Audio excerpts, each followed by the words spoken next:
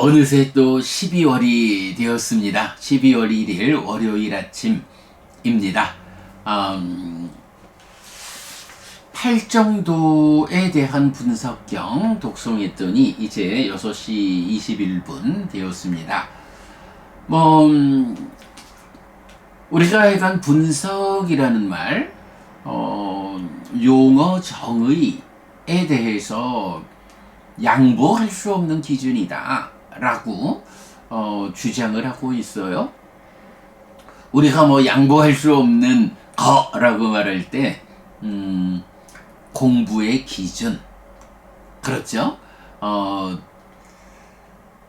율장에서 비구 위반과 비구니 위반과 2개, 그리고 경장에서 사부니까야, 즉 디가니까야, 맞지마니까야, 상류따니까야, 안구따라니까야, 그리고 쿠타카니까야 중에서 법구경, 단맛바다하고 수따니빠따, 요 2가지만을 포함한 요만큼을 부처님 살아서 직접 설한 가르침이다 라고 우리가 이해를 하고 있죠.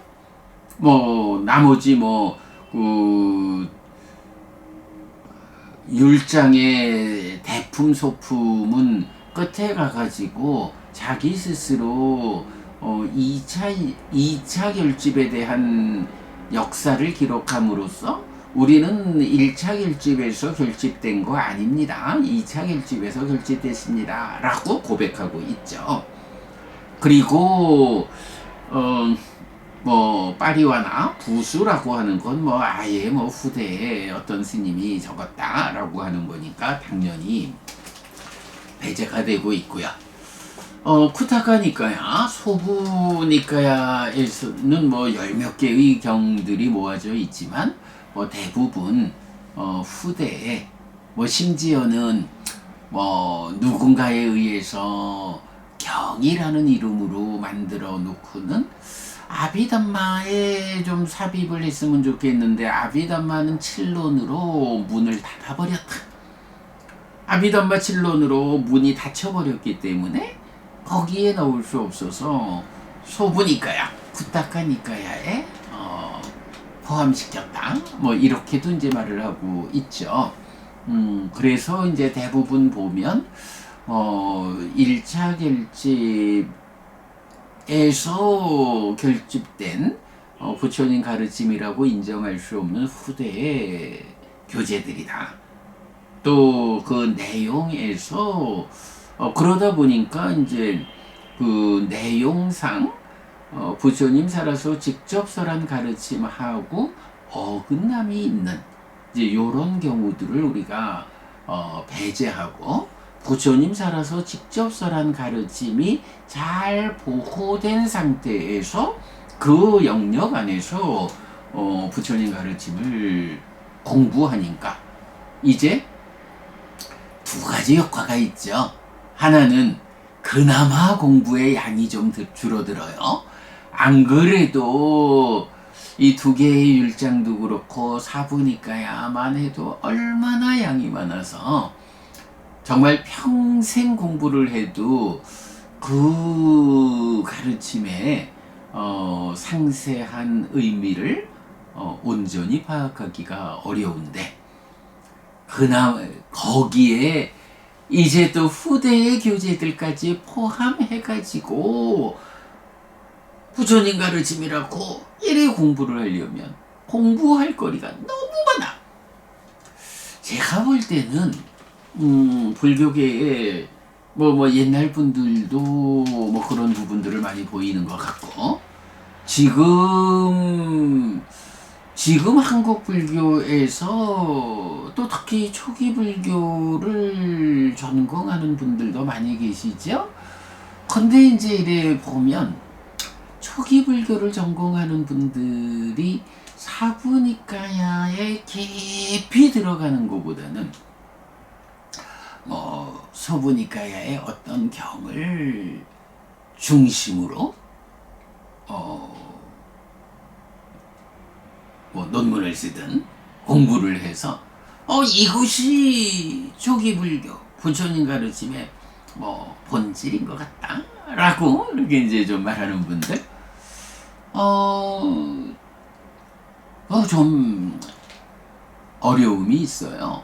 사실 우리가 전체적으로 경의 구성을 보면 뭐 소부니카야의 뭐 대부분 다 후대의 교재들인데다가 이 담마바다, 법구경, 큐타니파타 이 두 가지가 굉장히 중요한 경전으로 부처님 살아서 직접 설한 가르침을 구성하고 있지만, 그러나 사부니카야가 전체적으로 알려주는 이 공부에 견주면 뭐 그 공부 안에 한 자리를 차지하고 있을 뿐이지 법구경만으로 불교를 다 대표할 수 없고 수타니파타만으로 불교를 다 대표할 수 없거든요. 그야말로 이렇게 큰 사부니까야의 그 밖에서 두 개의 경이 함께 하고 있는 거지.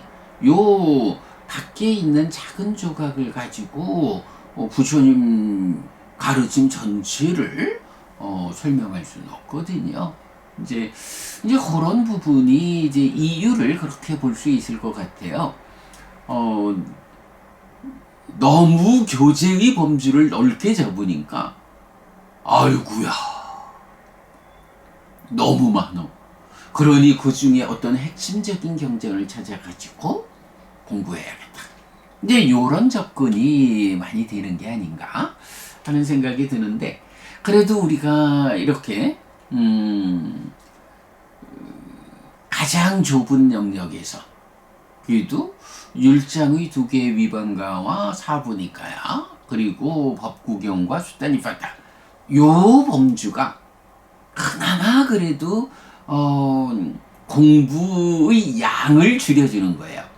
부처님 살아서 직접 설한 가르침을 다 담고 있으면서 그래도 우리가 사부니까야를 통틀어 공부해보자 라고 접근할 수 있는 그 엄두를 내게 해줘요. 그래서 벌써 우리가 사부니까야 중에서 마치마니까야 관통법배 해가지고 완성했잖아요. 이제 내년에는 어떤 형태로든 그 마치마니까야 우리가 벌써 작년 11월에 마무리를 했으니까 이제 한 1년 더 아침마다 독송하면서 조금씩 그 보완되는 부분도 있고 하니까 뭐 내년쯤에는 마치마니까야를 요약본으로라도 일단 먼저 공부를 했으니 공부의 성과를 이제 드러내야 하는 필요성 때문에 마치마니까야를 뭐 한 권의 책으로 먼저 좀 정리해서 출판하는 일을 해야 한다 생각하고 있죠. 거기에다가 디가니카야를 아직까지 순서대로 다 공부해 나가지 못했지만 그래도 상당 부분을, 특히 제1권 같으면 뭐 법망경도 뭐 전체적인 정리가 좀 되어 있고 두 번째인 사문과경이 번역이 다 되어 가지고 사문과경의 수행 체계 위에서 13번까지 이어지는 이 전체 제1권에 대한 전체적인 구성은 상세하게 번역을 아직 다 못했지만 그 흐름을 정리하고 있고요. 그러니까 뭐 형편이 되는 대로 디가니카야도 공부해 나가야 할 거고요. 상류타 니카야도 지금 꽤 공부를 하고 있어요.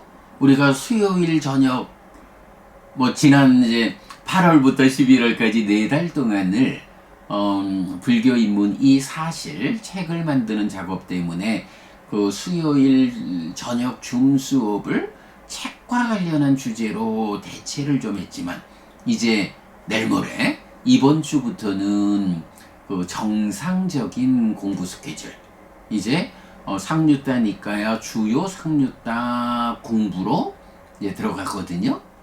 그러니까 매주 수요일마다 상류타 니카야도 주요 상류타 중심으로 공부를 진행해 나가고, 그런가 하면 이제 오늘부터 다시 시작합니다만은 아침마다 우리가 그 주요 상류따 수요일 중수업하는 경들을 제외한 나머지 상류따들을 쭉 순서대로 아침마다 경전 한 개씩 공부하잖아요. 그래서 지난 7월까지 이 책 만드는 작업에 좀 모든 그 열정을 쏟기 전에 7월까지 해서 7번 상류따 브라흐마나 상류따까지를 마치고 쉬고 있거든요. 이제 오늘부터 제 8번 상류따 왕기사 상류따가 공부 들어간단 말이죠. 이렇게 아침마다 경하나씩 공부해가는 이런 상류따니까의 공부 과정도 사실은 굉장히 많은 경들의 과정을 쌓아가고 있죠. 그런가 하면 또 목요일 오후 4시 진행하는 안구따라니까야 관통법회가 있잖아요. 뭐 워낙 양도 많고 시간이 많이 걸릴 거로 보지만 그래도 모두 11개의 모음 가운데 이제 4개의 모음에 속한 경을 200번까지 마친 상태거든요. 이제 요번 목요일부터 이제 201번부터 가는데 넷의 모음은 이제 남아있는 경들은 그렇게 공부의 어려움이 좀 적은 경들이 남아있어서 아마 넷의 모음은 오래 걸리지 않아서 끝나게 될 거예요. 그러면 이어서 5의 모음으로 넘어가면서 약간 몇 년 더 가면 안구따라 니카야도 관통이 되잖아요.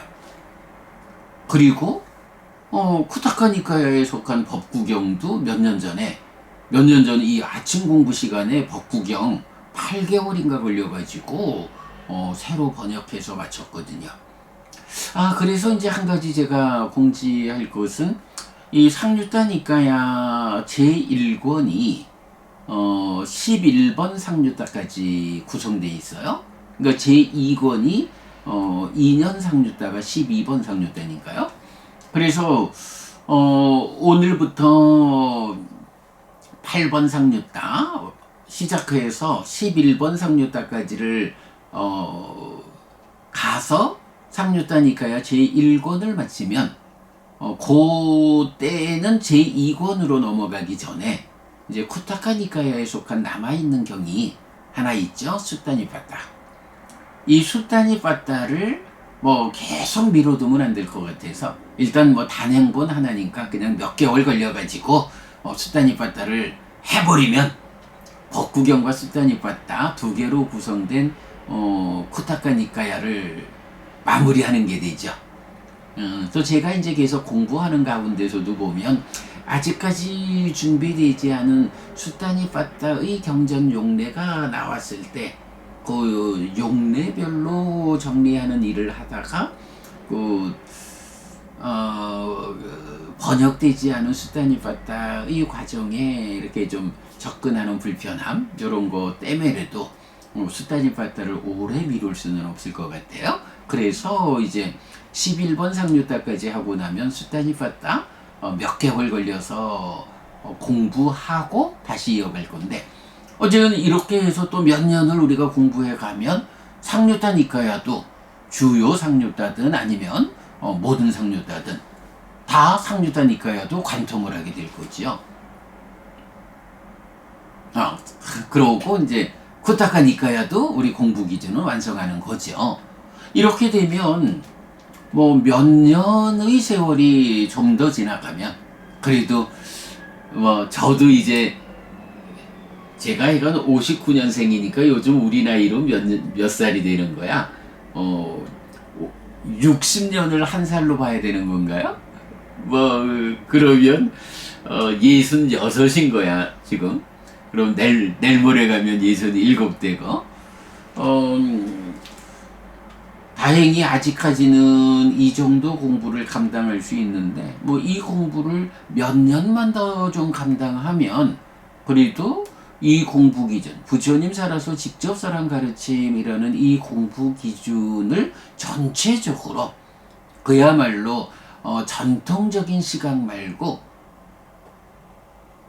부처님 설에서 직접 사랑 가르침을 경에 의해서 직접 해석하는 진정으로 해석하는 이런 새로운 불사를 일단락 지을 수가 있죠.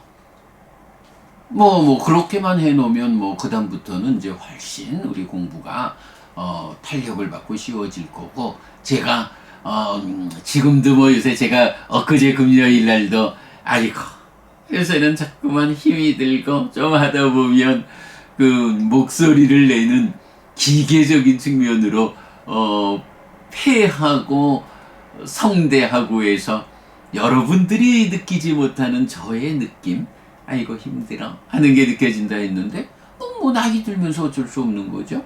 그러나 그럼에도 불구하고 최소한 이렇게 사부니까야를 전통이 배제된 진정의 눈으로 완역해 놓을 수만 있으면, 그때까지만 제 몸이 좀 버텨준다 하면 그 다음부터는 훨씬 좀 많은 일들은 이제 우리 후배들께서 부처님 살아서 직접설한 가르침에 의한 가르침의 진정을 완성해 나가는 이런 일들, 우리 출가자든 재가자든 후배님들이 해주시면 될 거고, 저는 그렇게 완역해가지고 틀만 좀 잡아놓을 수 있다 보면 그 다음부터는 제가 조금은 여유를 가지고 에이고 늙었으니 조금 몸을 좀 편히 하자 하면서 할 수 있겠죠. 그러니까 그래도 그렇게 진행돼가고 그때까지는 제 몸이 버텨줄 거다 생각하고 있고요. 또 여러분들이 제가 몸을 잘 버텨내도록 많이 도와주고 계시니까 그래 할 수 있을 거라 보고요. 자, 어쨌든 얘기가 엉뚱한 데로 갔습니다만은, 이렇게 우리가 양보하지 않는 한 가지가 뭔가요? 공부의 기준이죠.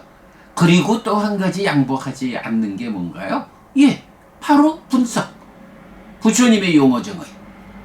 이 용어정의에서 양보하고 들어가면 아무리 공부를 해도 그거는 부처님 가르침의 진정으로 접근하는 게 아니라 전통적인 시각에서 왜곡된 부처님 가르침을 설하신 그대로와 다른 의미로 보게 되죠.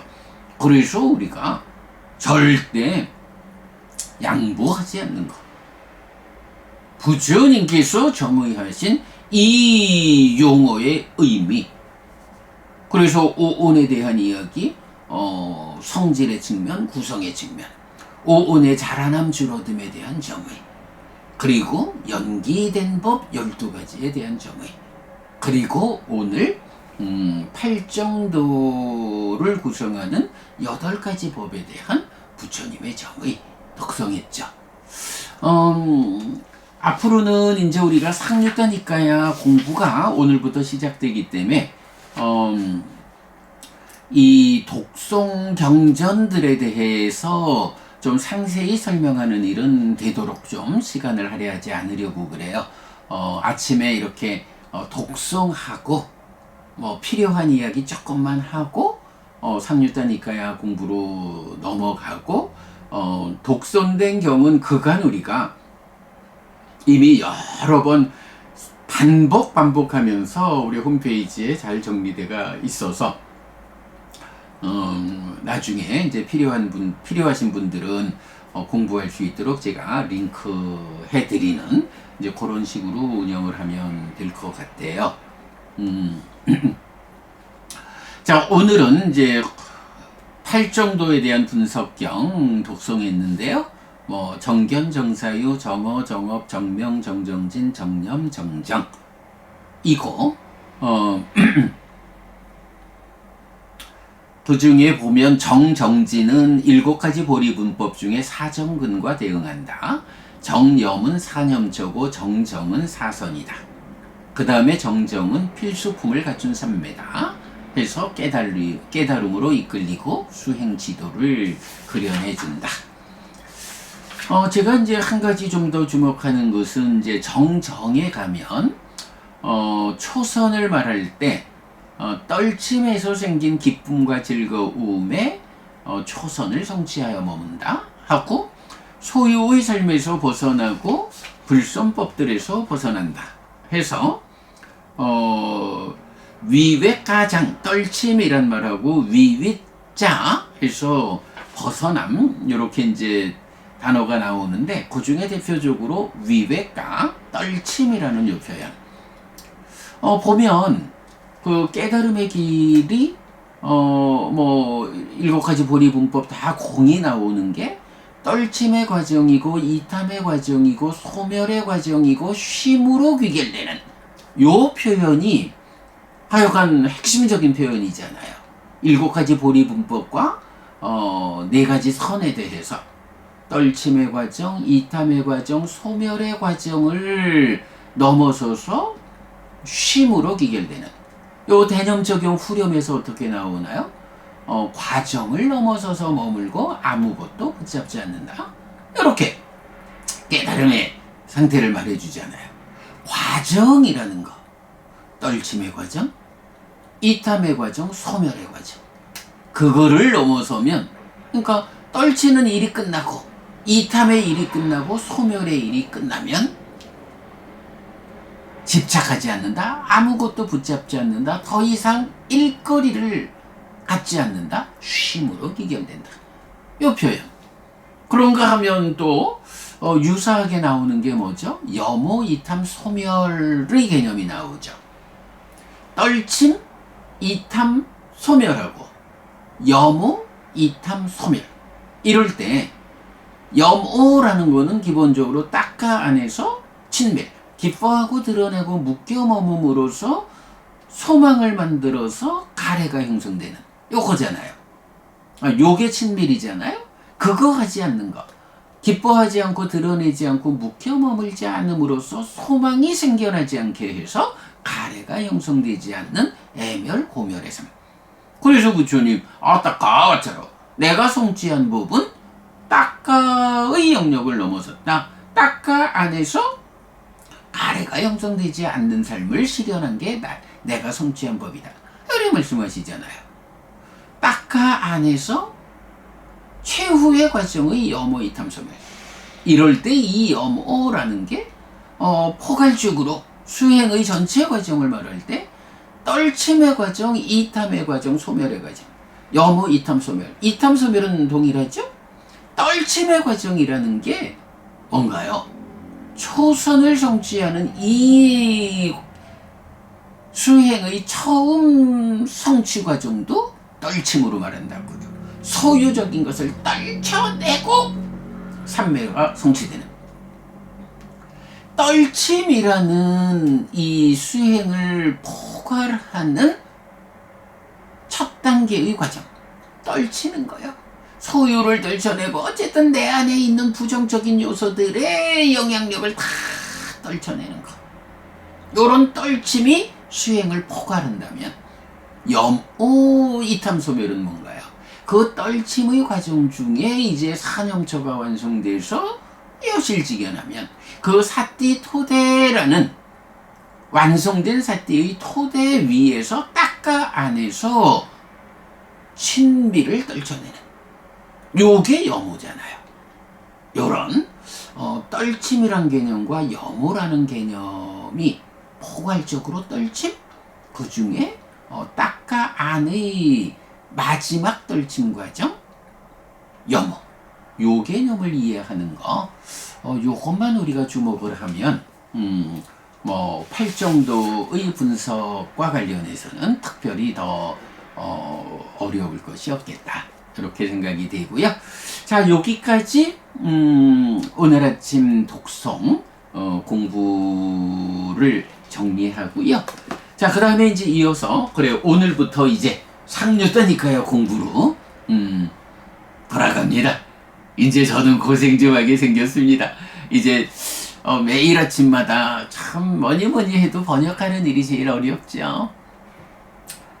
번역을, 그러니까 아침마다 경 하나씩을 놓치지 않고 여러분들과 함께 공부하기 위해서는 다행히 그동안 번역해 놓은 경들이 좀 제법 있습니다만은, 특히 요 아침에 공부하는 주요 상류따 아닌 상류따들이 좀 번역이 많이 안 돼 있어요.